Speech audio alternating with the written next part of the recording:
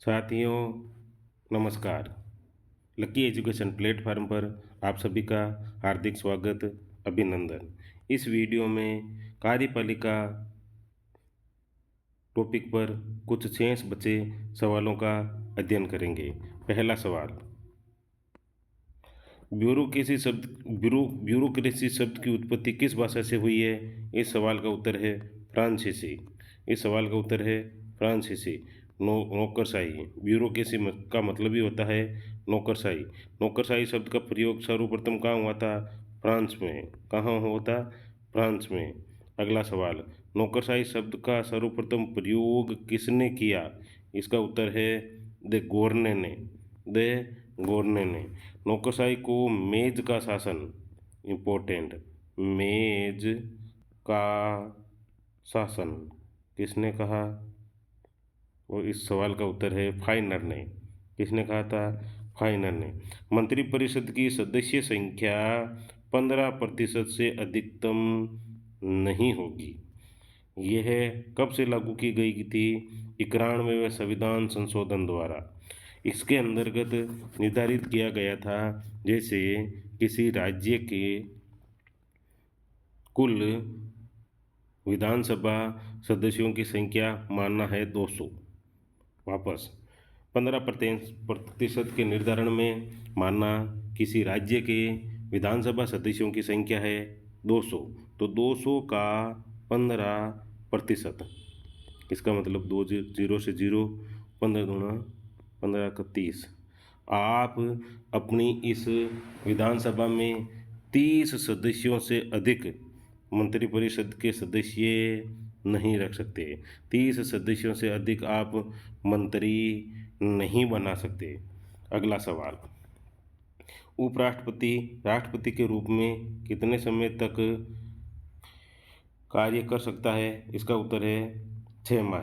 भारतीय संविधान के अंतर्गत निर्धारित किया गया है कि जब देश का सर्वोच्च पद राष्ट्रपति किसी कारणवश अपना त्यागपत्र दे देता है या उसकी मृत्यु हो जाती है, तो 6 माह के भीतर भीतर वापस चुनाव करवाना जरूरी हो जाता है और इस 6 माह की अवधि तक उपराष्ट्रपति राष्ट्रपति के कर्तव्यों का निर्वहन करता है।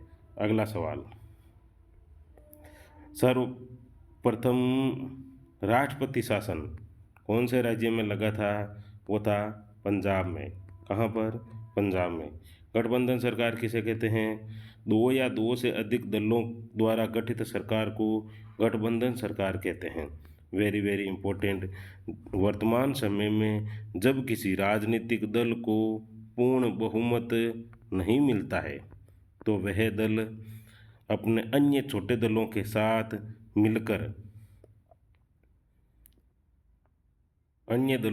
मिलकर सरकार का गठन कर लेता है। इस सवाल का उदाहरण घर पर एक रस्सी के माध्यम से भी समझा जा सकता है।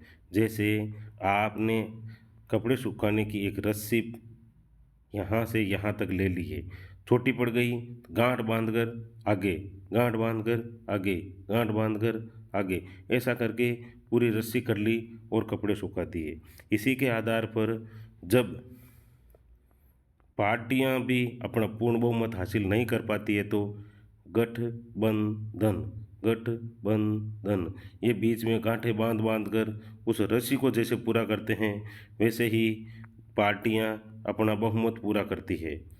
अगला सवाल, वित्त आयोग का गठन कौन से अनुच्छेद में है? अनुच्छेद 280।